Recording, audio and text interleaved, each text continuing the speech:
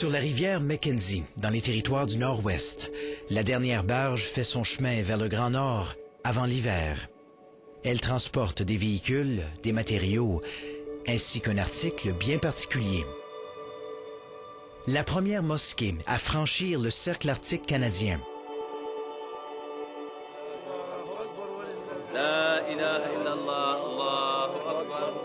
Ces musulmans rassemblés au port d'Inuvik s'apprêtent à vivre un moment qu'ils attendent depuis des années. On est très contents. Regardez tous ces gens qui sont venus.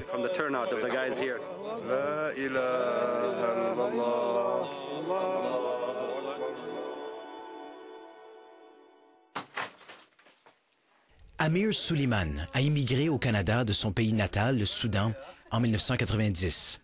Il habite tour à tour Toronto et Edmonton, mais ne trouve pas son compte dans la grande ville. En 1995, un ami soudanais à Inuvik, dans les territoires du Nord-Ouest, lui suggère de le suivre là-bas. Il m'a trouvé un emploi ici, alors je suis venu. Je suis tombé amoureux de la région.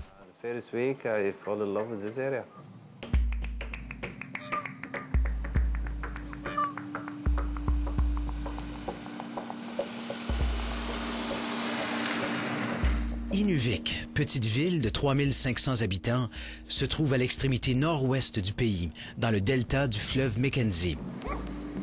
La région était d'abord habitée par les peuples Gwich'in et Inuvialuit.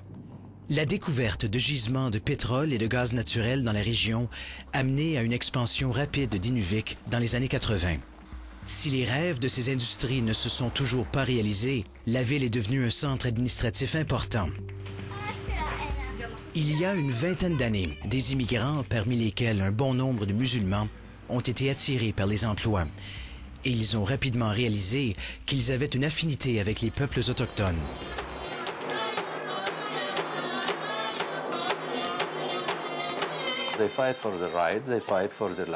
Ils doivent se battre pour leur langue, leur culture. En tant qu'immigrants, on comprend ça.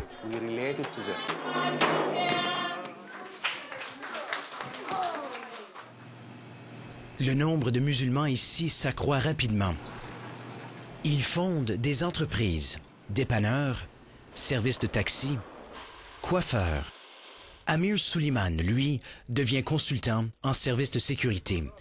Et c'est ici qu'il rencontre son épouse Sandra, qui acceptera de se convertir à l'islam.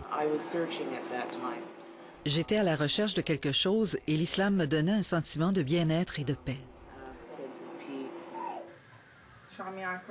En peu de temps, les familles musulmanes deviennent une partie intégrante de la communauté. Mais pratiquer leur foi est un défi. Les prières quotidiennes se font souvent à la maison ou chez des amis. Mais que faire pour la grande prière du vendredi, qui se fait en communauté? Au départ, les musulmans reçoivent l'appui du diocèse catholique. L'Église catholique nous a ouvert ses portes pour prier là-bas le vendredi. Ils étaient très accueillants.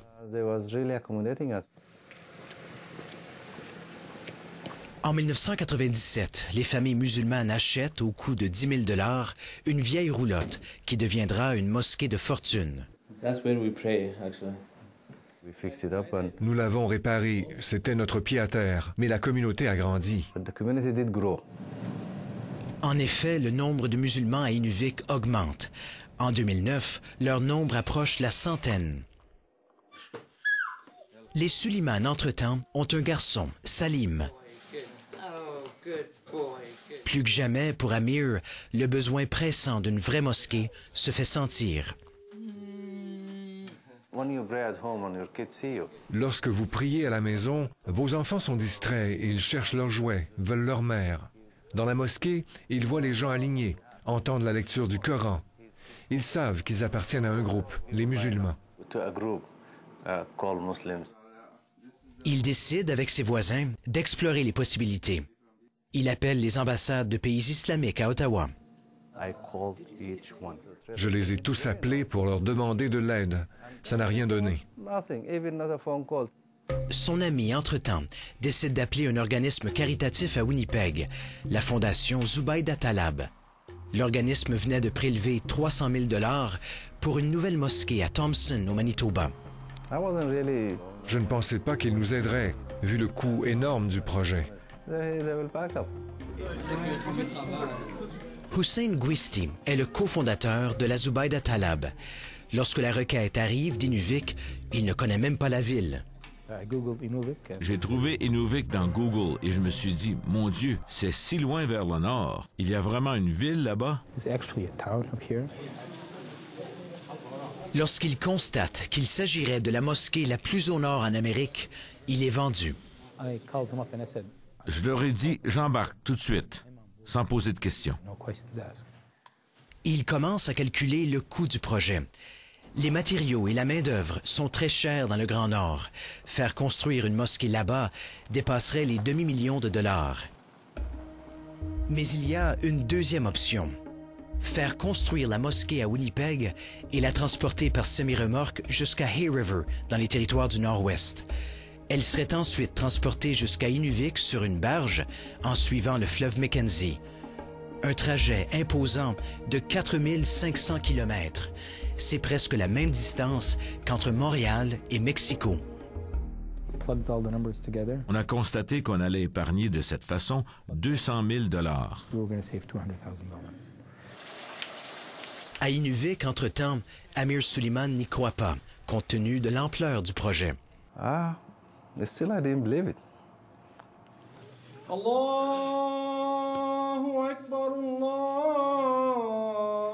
Mai 2010, la fondation Zubaydah Talab lance une campagne de prélèvement de fonds. La construction de la mosquée commence, même si la fondation n'a que 25 000 $ en banque. My feeling, it wasn't really 100%. Je n'y croyais pas encore. Je voulais voir l'édifice de mes propres yeux. Thank you, but I want to see it. Les dons entrent au compte-gouttes. Pourtant, il faut prélever 400 000 $. L'épouse de Hussein Gwisti décide alors de faire un don majeur. Elle financera à elle seule la moitié du projet. Pour les musulmans, un don pour une maison de Dieu est l'acte de foi ultime. À la fin août, dans un chantier de construction de Winnipeg, une petite mosquée s'apprête à faire un long voyage.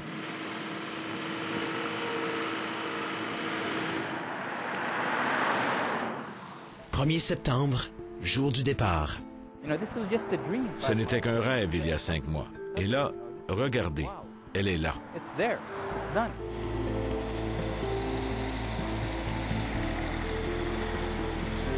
La mosquée prend la route vers le Grand Nord. À travers champs,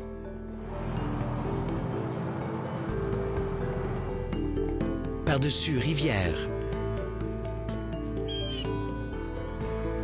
le long de routes secondaires, route où une mosquée est certainement étrangère.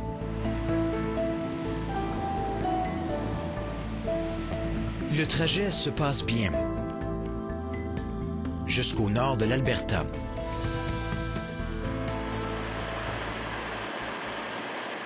À 100 km à peine de Hay River, elle doit traverser ce pont.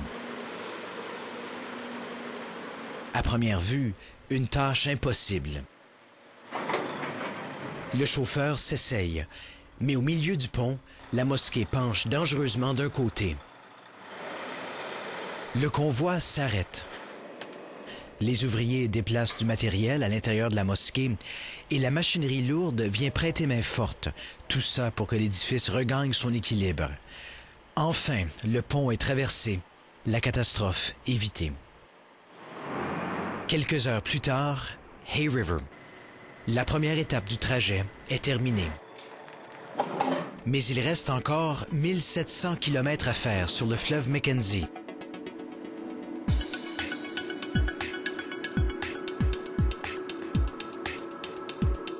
Taxi service is done for the next 2 hours.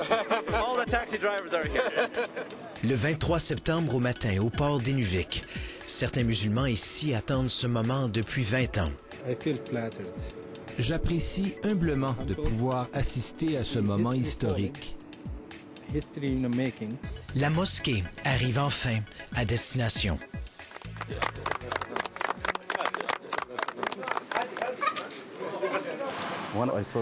Lorsque j'ai vu la barge arriver, je savais enfin que c'était vrai et que notre mosquée serait belle.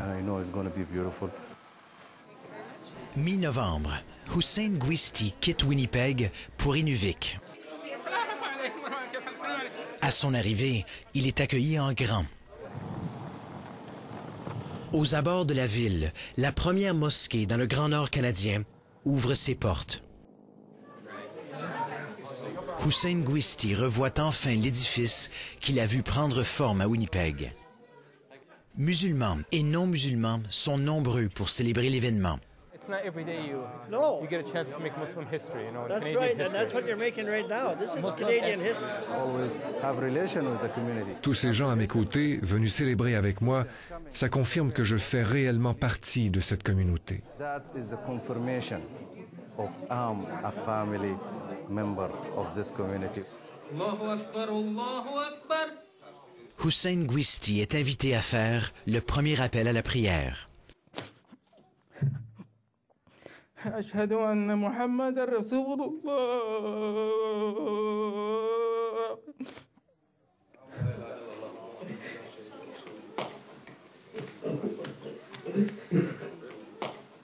Pour la première fois, les musulmans d'Inuvik prient sous un même toit.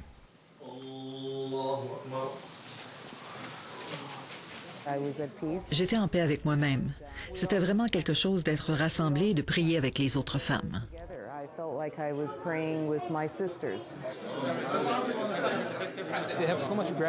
Ils ont tous tellement de gratitude. Je ne pouvais pas retenir mes larmes. C'était une expérience très spirituelle de ressentir toute cette foi.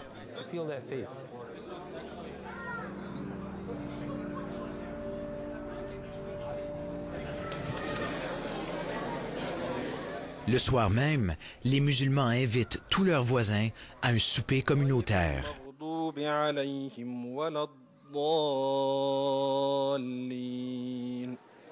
400 personnes acceptent l'invitation. On voit ce soir combien notre communauté a grandi. Je ne m'en rendais pas compte. Je suis content pour eux. Ils attendent depuis longtemps d'avoir leur propre lieu de prière. Inuvik a longtemps été un lieu de métissage des cultures et l'est davantage aujourd'hui.